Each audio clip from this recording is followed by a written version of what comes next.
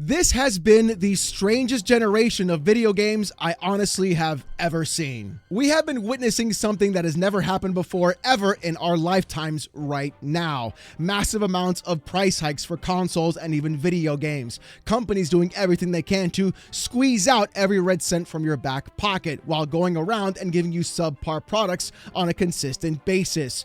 Game spending cratering and collapsing in some of the biggest holiday spending months throughout the entire year, and still to this day we are watching an industry still state that it is growing and ballooning in revenue and profit on a year-over-year basis and a quarter-over-quarter basis. Studio closures occur over and over again, while companies like PlayStation shut down studios like Bluepoint that are literally easy W's for them on a consistent basis. And then let's not forget the actual impact of what AI is going to be doing in the gaming space, and even on the hardware and technical aspect, while we're watching the actual gaming industry start to lean heavily more into subscription service-based models because people can't afford the literal components to make their own PCs, or watching as RAM companies like Samsung, Micron, and SK Hynix are putting every other major long-term agreement contract and trying to charge double, dare I say even triple sometimes, of the RAM needed to make actual devices. But even through all of that we see in the gaming space, right now we are witnessing one of the greatest renaissances in video games basically ever. Every single publisher and developer that puts the consumer and customer as their priority, as their main aspect, are literally the ones that are succeeding the most, being showered with millions of copies of their games sold, tons of awards on a consistent basis, and getting to the point where they're being called industry plants, even though we can clearly see that nothing but love, care, and attention is being placed for the customer and consumer as the priority rather than the shareholder instead.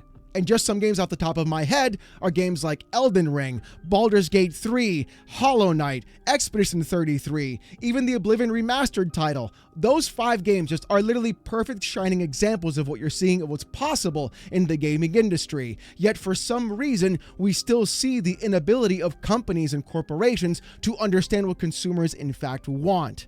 Until we saw what happened yesterday.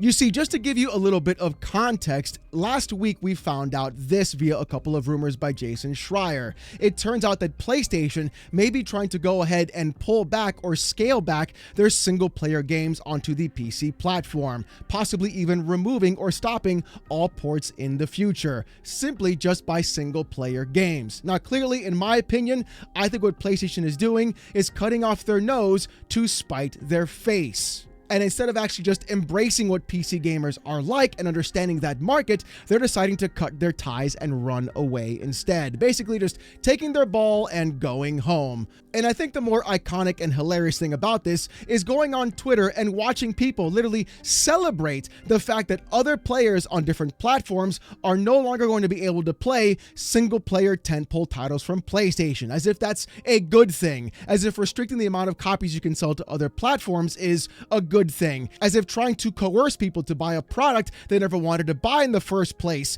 is a good thing, to lock them into an ecosystem that they never wanted to be a part of, or one that tries to nickel and dime them is a good thing. And personally, it's not.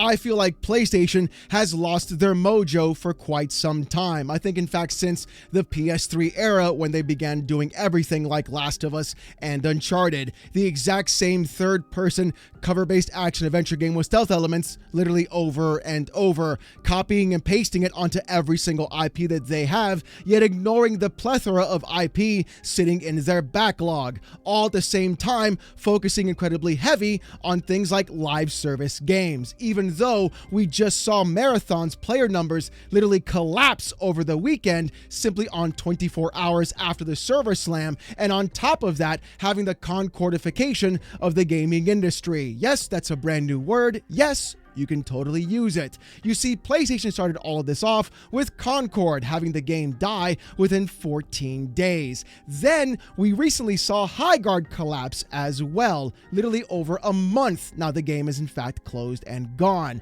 And now Marathon is going to be Concord 3. And you can clearly see this is going to impact not only Bungie, but PlayStation as well, making massive bets against the actual user base of what people in fact actually want to play.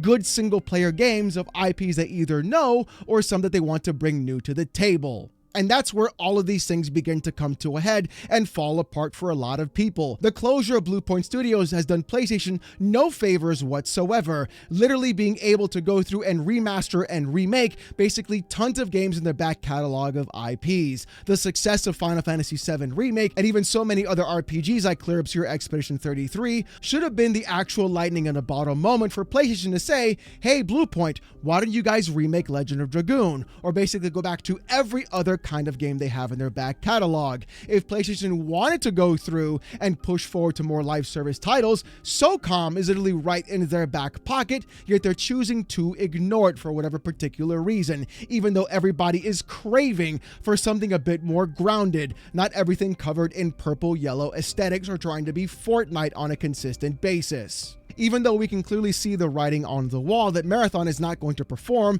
the way it should, and we can also see the fact that PlayStation is gearing up to charge more on their actual users right now to avoid the RAM crisis and having to spend more money on consoles and parts. They're going to charge you more for games, for services, and even monetize you in brand new ways you never even thought of. It turns out one little scrappy company has turned the entire thing around and proved that PlayStation's own ideas of what PC gamers are is PlayStation's own failure.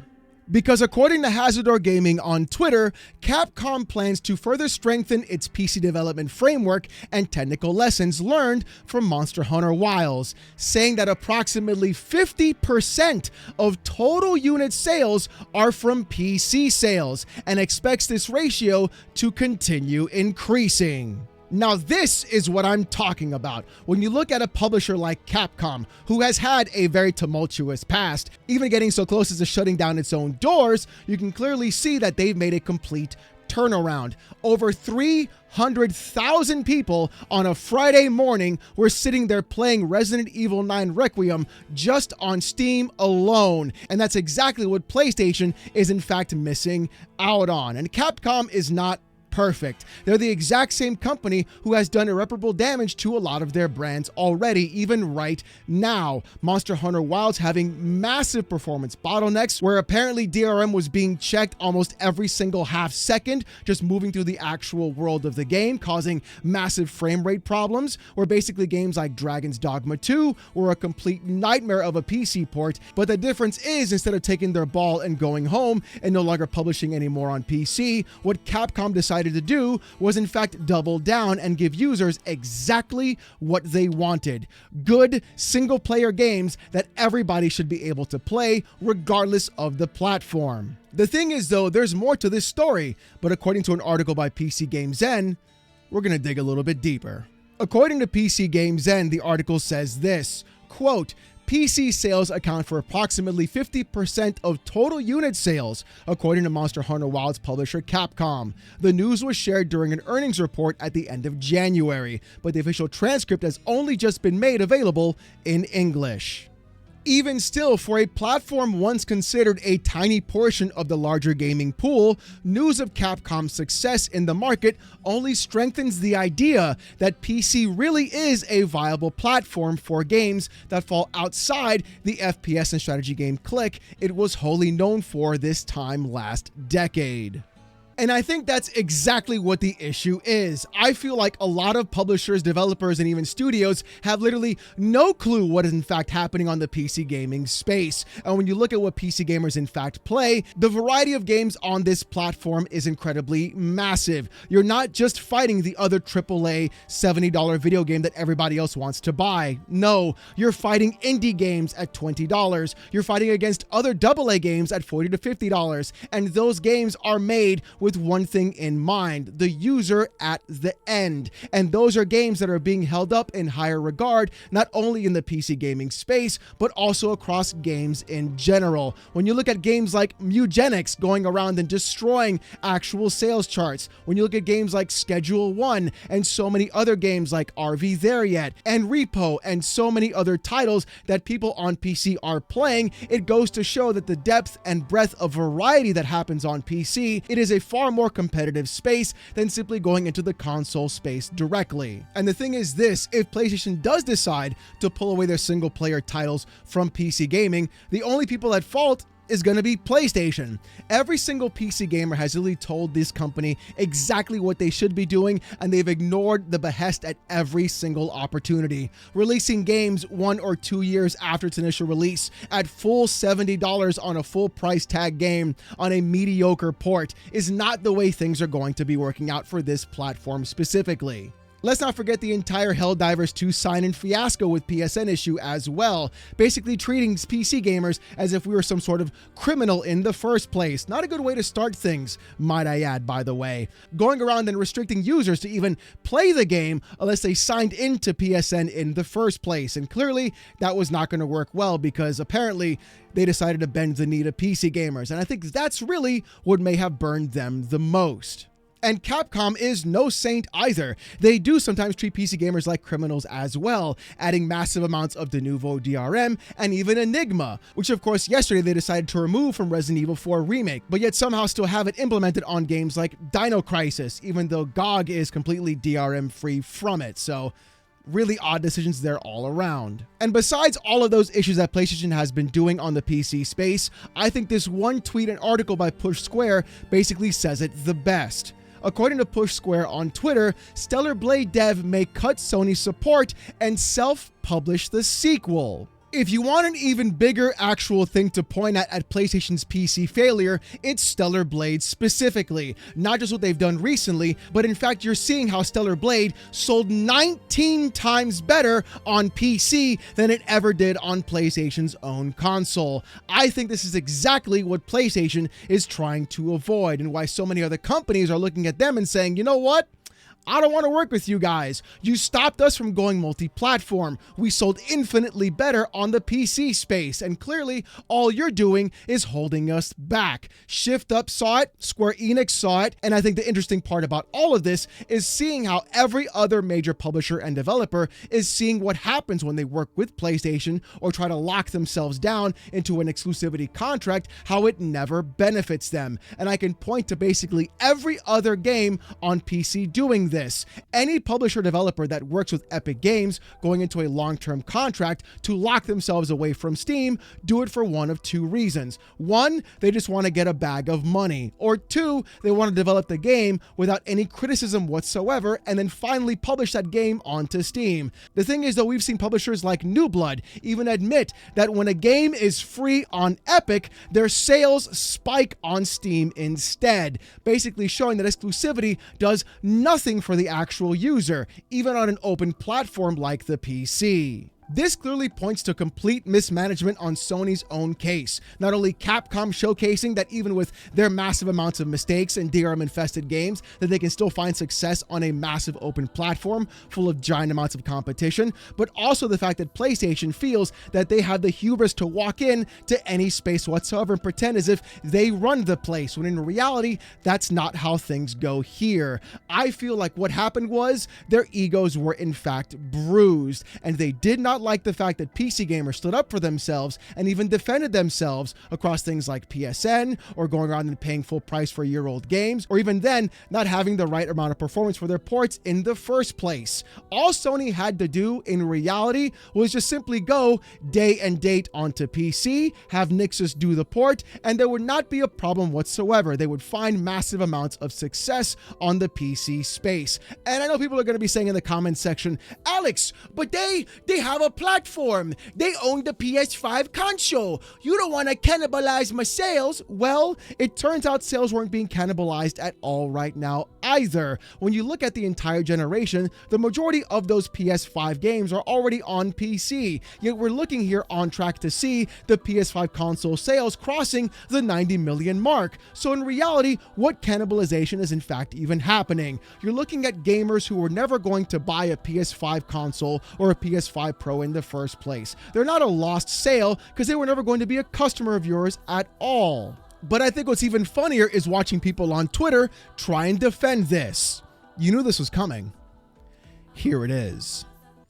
Joey Ferris on Twitter says this: "It's been interesting watching people be so against exclusives, almost acting entitled to every game being on every platform. Like, sorry bro, Nintendo is never putting their games on PC, LOL." If you want to know what actually drives me up the wall the most about this kind of conversation, it's this. I don't understand why so many people literally walk around and say, you're not entitled to every game on your platform. Why not? I'm a customer. I have money. I will give the company the money they want if they put the product where I want to play it. I am entitled to it. I am the customer. I have the money the corporation wants. It is not another game around here. We're not playing this tit for tat game. If they want my money, they need to cater to me. That's how this should be. And another thing, Nintendo should absolutely put their games onto PC. It would save them millions and make them billions instead. How is that possible? Well, they would stop having to go around and sue every other major emulator website on the face of the earth to stop people from emulating their games. There is clearly a market for the actual Nintendo products on PC, yet they choose to not satiate that market instead. Again, we are entitled to those products because we have the money those companies in fact want. And I think that's the most incredulous thing about this entire argument, because clearly I'm not going to buy a Switch 2. I've got this. A Steam Deck. You see how that works? Sell me the product. I'm more than willing to buy it. But if you don't cater to me as a customer, well, that's your fault as a company then. Here's Mr. Hart at 8K 60 FPS saying this: PS5 leading over PC. Hands up prayer emoji, while quote tweeting next gen player saying this: Resident Evil Requiem sales split in the UK.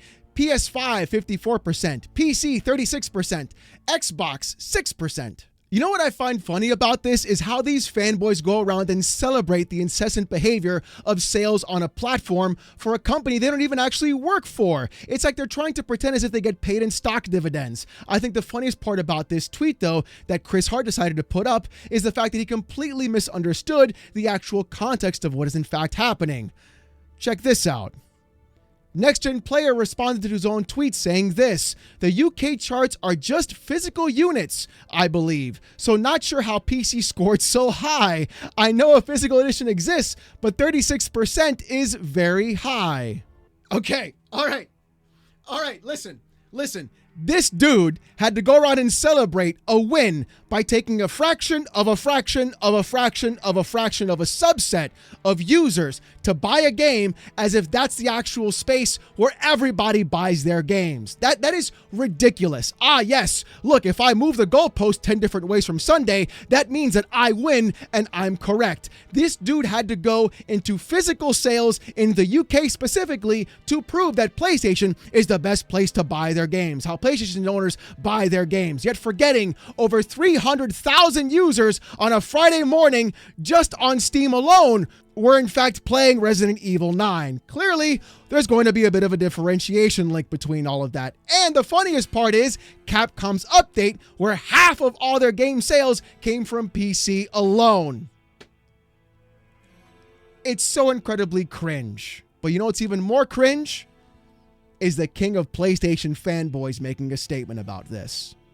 Colin Moriarty on Twitter said this: I've encouraged Sony to embrace PC and Switch for years, but it's fair to say that at 1.5% gross revenue, most of it from Helldivers 2, PC releases aren't moving the needle. That 1.5% must outweigh any detriment to your ecosystem. This is a version of what Xbox learned the hard way with Game Pass. Now, you know what? I'm not even going to say anything about this tweet at all, because clearly every time we hear Colin say something, every other fanboy on Twitter just copycats exactly what he says as if it's the actual gospel truth. I don't have to say anything about this. Do you know why? One of my favorite developers, who's also a bit of a shit poster, Thomas Mahler, said it for me. And this is a hell of a tweet. Thomas Mahler on Twitter says this: at Long Island Viper, you have your blinders on here. You need to look at both publishers and the developer's perspective. PC ports clearly generate quite a bit of dough. That revenue isn't just about moving the needle for Sony publishing. For individual studios, that extra revenue source can be extremely meaningful.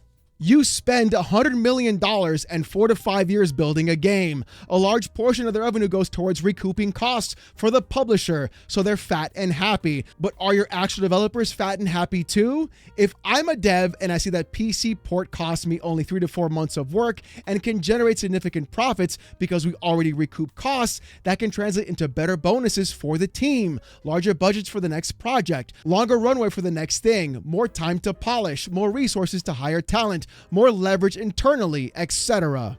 For Sony, the revenue might be bupkis, but for a developer, those crumbs off the table might feed you for another month or 2 or 3.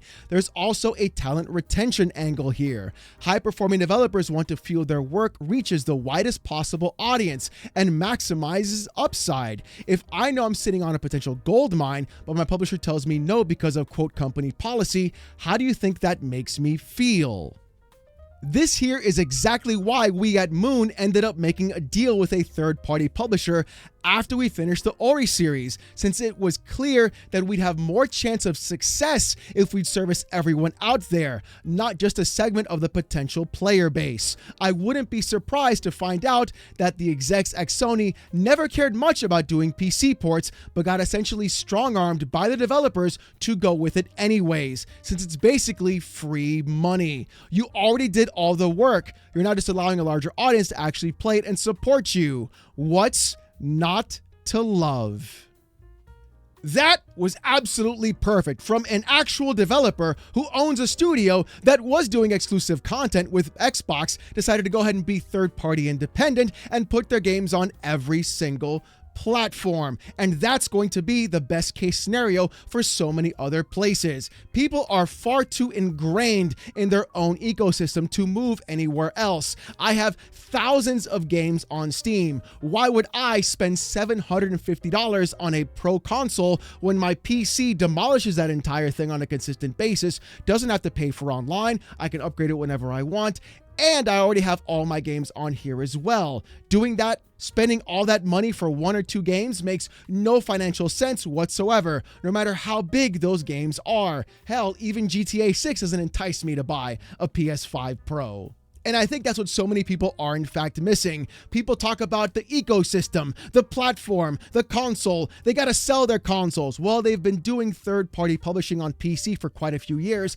and they're still selling those systems. So clearly, there isn't any sort of cannibalization effect at all. I think what the real impact is that people already have built their digital libraries on those platforms specifically, and removing them for something else is going to take a lot more than just exclusive titles. It's going to take actual true value of what the platform is trying to bring. If PlayStation said, we're not charging you for online anymore, we're lowering the price of our games to $50, and we're offering better sales in Steam and better customer support, better refund policies, use any controller that you want, and even access to other storefronts as well, I would look at PlayStation very differently instead. But on the opposite end, that's not happening in real life. Instead, I'm actually more excited about a lower end, lower piece of hardware tech from Valve like the Steam Machine. Even though it is incredibly limiting compared to what I have on my PC, I'm more excited to see what that system can do, not in terms of OS capabilities, but everything else across the board that it can offer me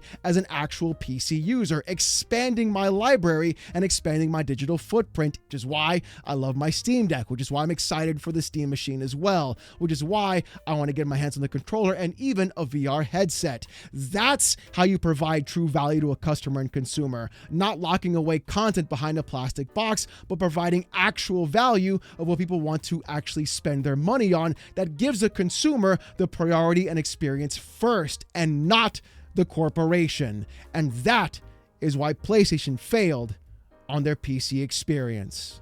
But you know what? I want to hear about this in the comment section down below, and I want to hear what you guys have to say. Are you excited about PlayStation pulling their games from PC? Do you think they should keep putting them on there? Or do you think this rumor is a whole load of bullshit? I want to hear what you guys got to say. Speaking about what you got to say, here in fact is the comment of the day from yesterday's video. With subject Nivlease7572 saying this: while it's closed until they stop this shit. Subject, I absolutely agree, and more companies are going to learn about this the hard way the longer they try to keep playing this game.